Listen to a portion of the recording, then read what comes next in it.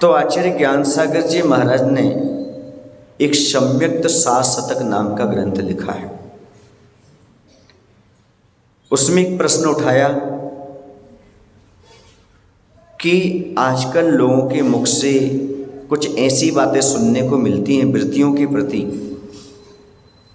ऐसी धारणा उन्होंने क्यों बना ली समझ में नहीं आता कि जो जितने धर्मात्मा होते जाते हैं, त्यागी वृत्ति होते चले जाते हैं, प्रतिमाधारी होते चले जाते हैं, वो उतनी क्रोध कषाय वाले देखे जाते हैं,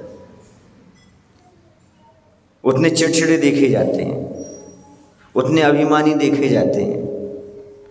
जबकि जो वृत्ति नहीं होते, ज़्यादा धर्मात्मा नहीं होते, वो बड़े सज्जन होते, क्रोध नहीं करते, लोभ नहीं करते, बड़े सामान्य से देखे जाते। तो हमें ऐसा लगता है धर्मात्मा और वृत्तियों में ज़्यादा कषाय नजर आती है। तो आचार्य ज्ञान सागर जी महाराज ने ऐसे कहने वालों को, ऐसी धारणा बनाने वालों को बहुत अच्छा एग्जाम्पल दिया, उदाहरण दिया। उन्होंने कहा एक माँ के दो बेटे हैं, मान लो एक वृत्ति है और दूसरा आवृत्ति है।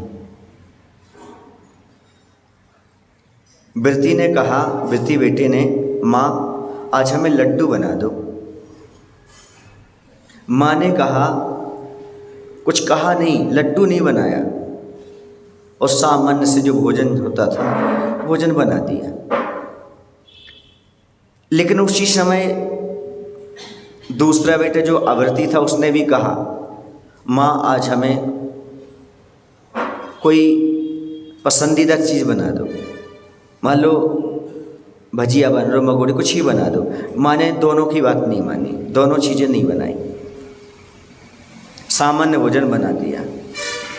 वृत्ति ने भोजन नहीं किया, शांति से बैठ गया, हमें नहीं करना, आपने जो हमने कहा तो आपने नहीं बनाया। लेकिन जो आवृत्ति था उसने चुपचाप भोजन कर लिया। अब देखने में ये लग रहा है कि वृत्ति को कसाई जैसी लग रही है, ज़्यादा गुस्सा और वो कर करके बैठ गया, लेकिन जो आवृत्ति है वो चुपचाप खा गया। लेकिन इसके आगे ज्ञान सागर जी महाराज और आगे खेलते, सुनो, वो यहाँ से उठता है और सीधा होटल पहुँच जाता है। कौन? आवृत्ति। और होटल में जाकर के खा लेता है। यह है कसाई का प्रतीक। क्या है?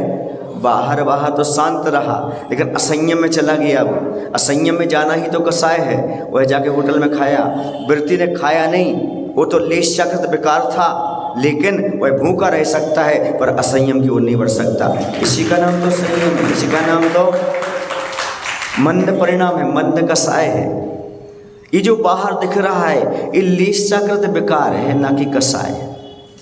और जो आवृत्ति का है, दिख तो रहा है कि लेशा सामने सामान लग रही है, लेकिन कषाय उसकी बड़ी चढ़ी है। समझ में आ रहा है ना?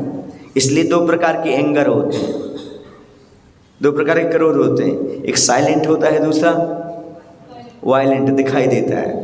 तो वृत्ति का दिखाई दे जाता है, आप लोगों की कषाय दिखाई नहीं देती, अंदर अंदर रहती है, बहुत खतरनाक होती है। कौन सा बम कहलाता है वो? फुस्सी बम, सुतली बम।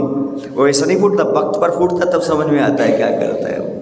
हाँ, और वृत्ति की फुलझड़ी जैसी रहती है, फुलझड़ी वो दिखती है बस कि इसमें लाइटिंग हो रही है, ऐसे ऐसा हो रहा है, फुलिंगे आ रही हैं, वो कोई नुकसान नहीं पहुंचाती। बच्चे हाथ से भी उसको बंद कर देते, किसको? फुलझड़ी को। लेकिन सुतली बम बहुत खतरनाक होता है। तो बात समझ में आ रही ना? ऐसी धारणा बनाने वाले को आचार्य ज्ञान सागर ने महाराज ने कहा, वृत्ति ज़्यादा क्रोधी होते हैं, इस प्रकार की धारणा नहीं बनाना। वो उनका क्षणिक लेशाकृत विकार है, लेकिन वो कभी असंयम की ओर नहीं बढ़ते। लेकिन एक आवृत्ति होता है, बाहर से तो शांत रहता है, लेकिन अंदर से वह कषाय में डूबा रहता है, कषाय उसके पास रहती। समझ आ रहा है आपको? इस बात को हमेशा ध्यान रखने की आवश्यकता है। सम्यक्त सार ग्रंथ का ये उदाहरण हमें बहुत अच्छे से कई बार याद आता है। कुछ लोग कभी कभी कहते हैं, अरे इनको गुस्सा आती है, अरे इनको ऐसा आता है। और दूसरी बात मैं बता दूं, दूसरी बात ये आपको बता दूं कि आचार्य जो होते हैं वो हमारे लिए अच्छी तरह से बताते हैं। किस बात को बताते हैं? कि हमें कई बार लगता है कि हम शांत परिणाम हैं, हमें स्वयं अंदर की कषाय को समझना चाहिए। हमारे अंदर उस समय क्या चल रहा है, परिणमन क्या चल रहा है, और दूसरा सामने दिख रहा है, इसके परिणाम में क्या चल रहा है। इसलिए बाहर की सामान्य एक्टिविटीज़ को देख करके अंदर के भावों का अनुमान नहीं लगाया जा सकता। अंदर क्या चल रहा है, लगता है बिल्कुल शांत है, बिल्ली कितनी शांति से बैठी रहती है,